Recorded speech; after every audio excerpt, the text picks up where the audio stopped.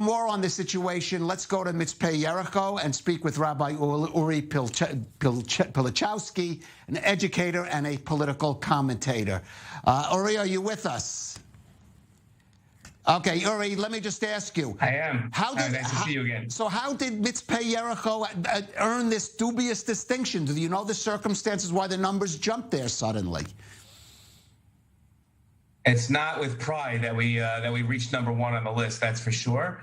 Unfortunately, we have a very small minority amount of people who don't either believe that COVID is real or don't believe that the vaccine is real. We boast 87% of our residents have taken the second vaccine already. So it's not that we're one of these crazy places where everybody is anti-vax or conspiracy theorists. We have a small amount of people that unfortunately have caused a great amount of harm. Right. Now, I understand also you had an issue with the schools, again, illustrating that, especially these new variants, perhaps children are prone to getting it, even though they may not show the symptoms.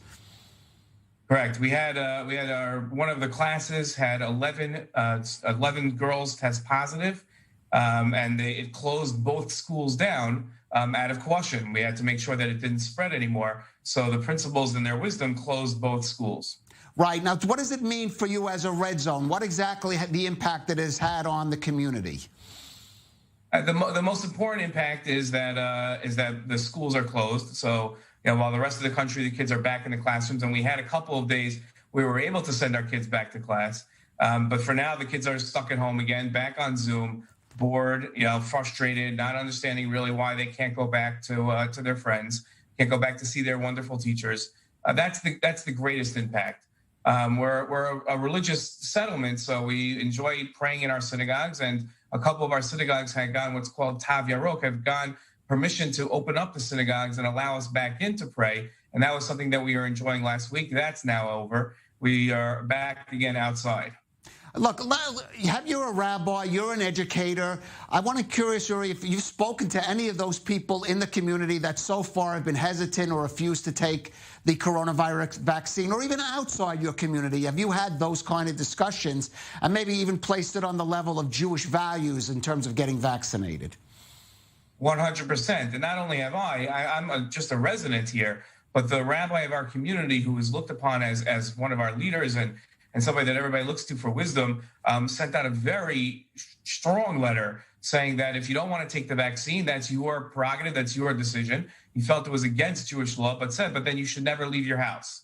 Until we can all be assured that every one of our children is safe and that it won't spread anymore, anybody that doesn't take a vaccine should stay at home and not leave, which is a pretty strong letter to send out to the community. Right. I'm just going to throw out a figure here because it came out today that about 100,000 Israelis who have received the first dose of the Pfizer vaccine have been negligent in getting the second dose. We're not sure why that is. Perhaps they had some kind of reaction or this. Again, your experience in terms of your community, have you spoken to anyone who has had that kind of experience? I don't know anybody that's taken the first and not the second, but I have, to answer your previous question, I apologize for not answering it. I have spoken to people that refuse to take the vaccine or don't believe that COVID is real. It's amazing to speak to people who are just completely irrational. Talk about Bill Gates creating, insider networks inside the body to be able to sign more Abraham Accords. The theories that you hear are really, literally out of this world and unbelievable. And you think you're listening to a joke. And unfortunately, you're not. You're talking to real people who really believe this and will not get a vaccine and frankly, are putting the rest of our children at risk. And, it used to be that you would ignore these types of people and, right, sort of almost even laugh them off. But now we see the consequences of irrational behavior have brought us to number one in the country and not a place that we want to be, in a place that we hope to be off this list very soon. Right. Well, hopefully, Mitzpe Yericho will get out of that red zone and back into the green area sometime soon. Rabbi Uri Pilichowski there in Mitzpe Yericho, thank you for joining us on The Rundown. Thank you for having me.